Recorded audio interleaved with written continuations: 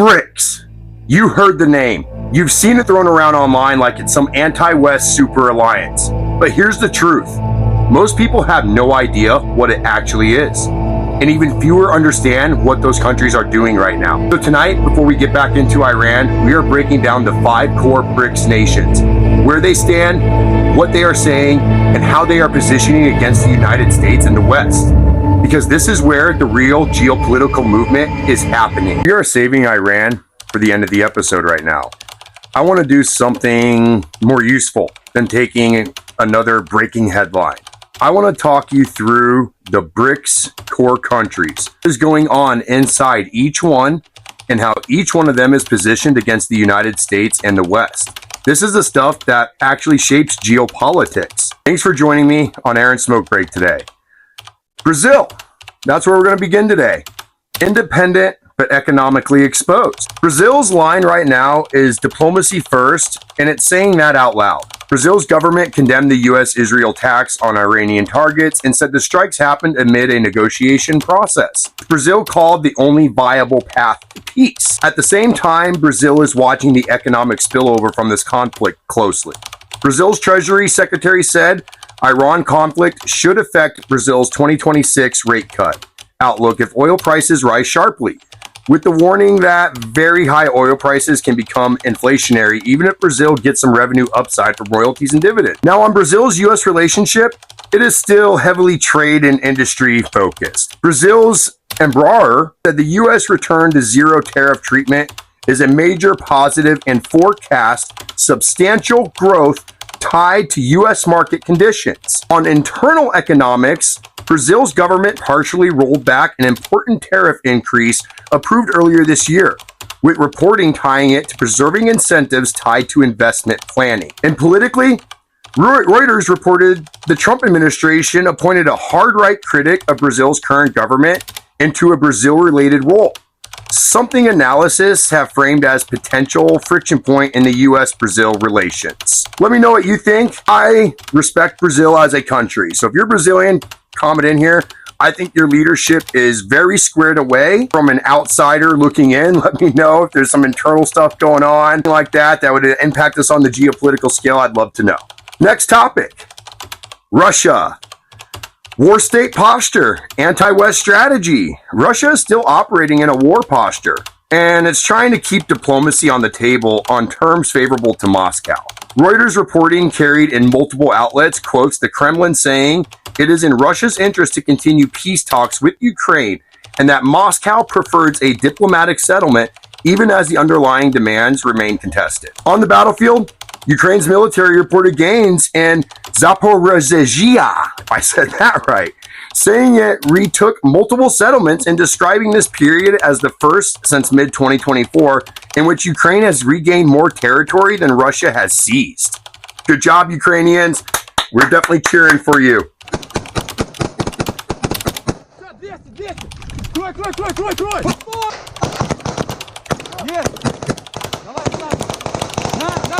Бросай туда гранату. Не надо, он вырушится. 200? Пидор. -1. Давай вперед.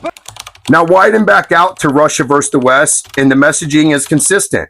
Russia's foreign ministry condemned the U.S.-Israel strikes on Iran as an act of aggression and called for a halt and return to diplomacy. But Russia is also signaling it wants to manage escalation risk in the Gulf.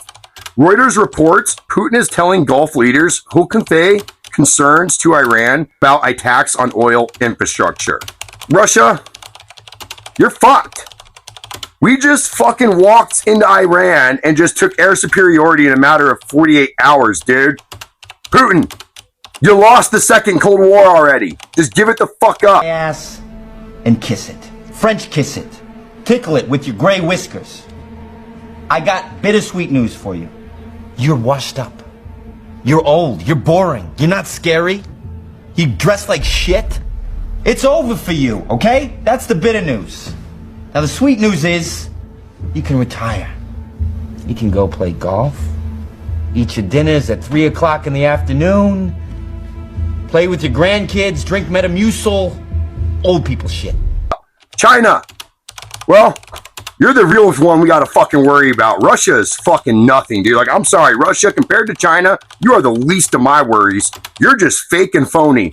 China, fuck you. This ain't over, and you know it. You like cheap shit. You want to give up your rights as an American, as a Westerner. I know some Western Europeans are okay with giving up their freedom of speech, but us Americans aren't. I cover this. China will use that economic strong arm muscle to control your media and narrative of that will only benefit them. Prove me wrong. Let's move on to India, because everybody knows I do love India. Strategic autonomy, trade leverage, energy vulnerability. India is publicly emphasizing restraint and stability while keeping its trade agenda moving. Reuters reported India's trade minister said India would resume talks on a proposed U.S. trade deal once there is more clarity on tariffs, after U.S. tariff moves and court-related changes created uncertainty. On defense in Israel, Reuters reporting from Modi's Israel trip says India and Israel will pursue expanded defense cooperation, including joint development, production, and technology transfer, and continued working toward a trade pact. On Middle East risk, Reuters Travel Advisory Roundup reported the Indian embassy in Iran advised Indian nationals to leave Iran using available transport, including commercial flights. This isn't bullshit here, guys. It's a hard signal that India is treating the security environment as unstable enough to justify departure guidance. On to China. Fuck China. System rivalry with the U.S. tech war supply chain power. China-U.S. relationship continues to be shaped by trade enforcement and tech competition, and Beijing is making both points in public. Reuters reports China is using this week's annual political meetings to lay out its 2026 to 2030 roadmap focused on the tech race with the West, AI industrial scaling, robotics, space, and supply chain resilience. On the trade fronts, Reuters reported China's Commerce Ministry said China has met obligations under a prior agreement linked to U.S. Section 301 and warned against additional investigations and tariff escalation. On Iran, Reuters reported China said one Chinese citizen was killed in Tehran and that more than 3,000 Chinese were evacuated, with China also saying it wasn't formed in advance of U.S. action. No shit. You guys were fucking monitoring our ships, telling Iran where they were. We're going to tell China where our military action's coming from, because I'm a baby and I was born yesterday. You think I'm fucking stupid? What? I know it was you. Fuckers. On to South Africa. Market-sensitive coalition politics, BRICS pressure point. South Africa is getting hit immediately through markets when global risk spikes. Reuters reported the Rand and South African equities fell sharply as investors moved into safe havens amid escalating Middle East conflict risk. Inside South African politics, Reuters reported the Democratic Alliance, the second biggest party in the coalition, government faces leadership change this spring, with a major figure opting not to seek re-election and a top contender formally entering the race. Now the BRICS pressure point that matters for everything we're talking about here. Reuters reported South Africa launched an inquiry into Iran's participation in BRICS Plus naval drills, with reporting that South Africa's leadership was concerned about potential damage to relations with the United States. So when people hear BRICS, they think it is one unified anti-West bloc. But what the news actually shows is this. Each BRICS country is making decisions based on its own economic exposure, security risk, and relationship with the US and Europe. And you can see that clearly in their statements, trade moves, and risk posture. Before we get into the latest on Iran itself, there's been a major transatlantic development over the past 24 hours. President Donald Trump publicly criticized UK Prime Minister Sir Keir Starmer over Britain's initial reluctance to support or participate in the US-Israel military action against Iran. Trump said he was very disappointed in Starmer's decision to delay allowing US forces to use British military bases, including the strategically important Diego Garcia base, for operations related to Iran. He repeated in interviews that the US-UK relationship was sad to see, not what it was, and that France and Germany had been stronger allies during this conflict. I've been saying, Germany, you've had our backs. Germans, I love you. Thank you. You are Europeans with common sense. You and everybody east of you gets it. Everybody west of you, they don't. They don't get it. Thank you for being a strong leader in Europe because they need it right now. Britain initially declined to let the United States use its bases for offensive airstrikes, instead citing international law and its own strategic interest. Prime Minister Starmer later agreed to let the US use UK bases for limited defensive strikes on Iranian missile and drone infrastructure, but maintained that Britain would not participate directly in offensive strikes against Iran itself.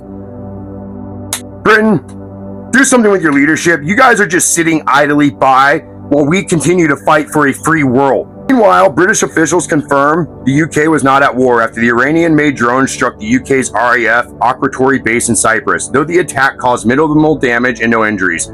Hey, you remember when the Germans sunk a ship and killed like 1,000 Americans and we sent 250,000 off to die in World War I? Guys, come the fuck on.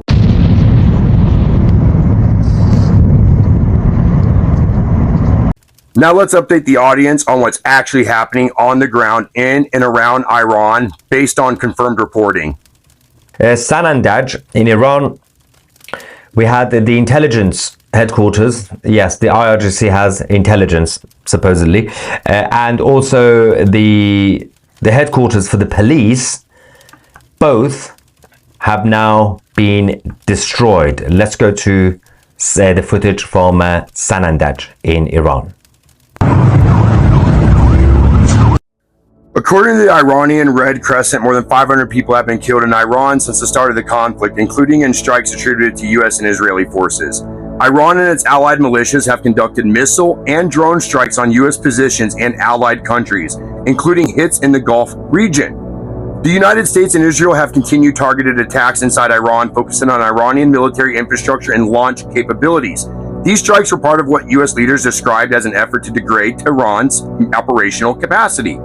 Reactions among international partners have been varied, with some NATO allies, including the UK, offering limited defensive cooperation but stopping short of full offensive engagement. Wuss! It's okay. I googled your symptoms.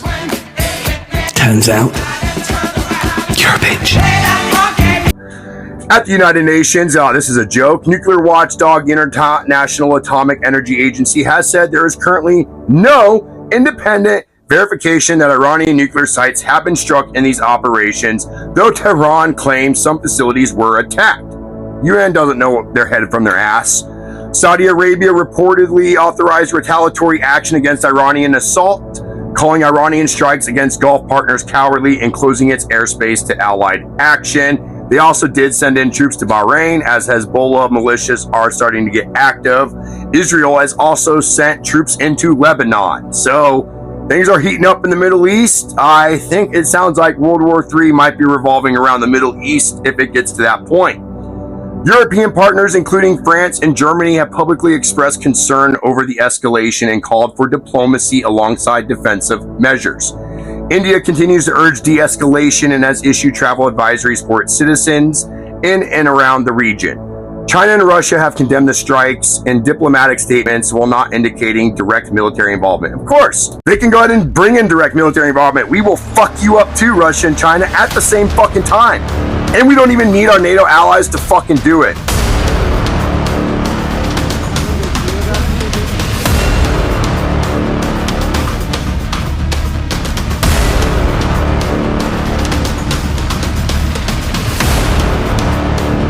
China wants Taiwan. Have fun wasting resources on anything but. Russia's fighting a bogged down war in Ukraine. Have fun wasting resources on anything but.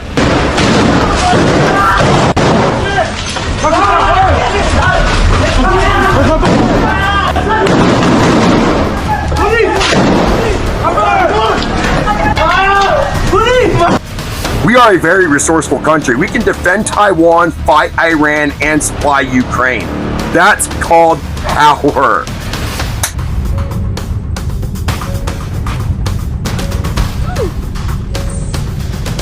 Iran's actions have also included missile and drone strikes in neighboring Gulf countries such as Bahrain, where at least one civilian was reported killed after Iranian strikes on U.S. Fifth Fleet positions. Supply routes through the Strait of Hormuz remain under international focus, with global powers emphasizing the importance of keeping maritime traffic secure. Iran Republican regime has threatened to take out any tanker that even thinks about going through that strait. So you're a sailor out there and you're stuck on the wrong end of that closing. I'm sorry. If you're anybody else that's trying to get in, can't get there. Sorry. But to sum up the latest verified facts, Trump has publicly rebuked the UK for its handling of military base access, saying the US-UK relationship isn't what it used to be. The UK has allowed limited defensive base use, but not joined offensive strikes. Civilian death tolls inside Iran are climbing, with confirmed reporting of 500 plus killed.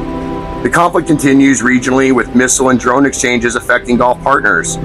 Europe, Asia, and global partners continue to call for restraint and diplomacy, even as they react to escalating violence. All right, that's the BRICS picture right now.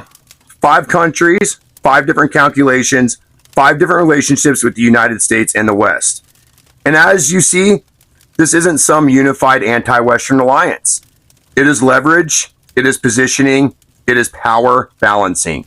And how they move from here will matter just as much as what happens in Iran. We are going to keep tracking all of it. This is structural geopolitics. And that's what we do here. So go ahead, stick around. I've got some key footage and source clips coming up next so you can see the statements and reactions yourself. As always, this is Aaron's Geopolitical Smoke Break. If you value clear breakdowns with a little bit of spin, hit like, subscribe if you haven't already, and share this with someone who wants to understand what is actually shifting in the world. I'll see you on the next one.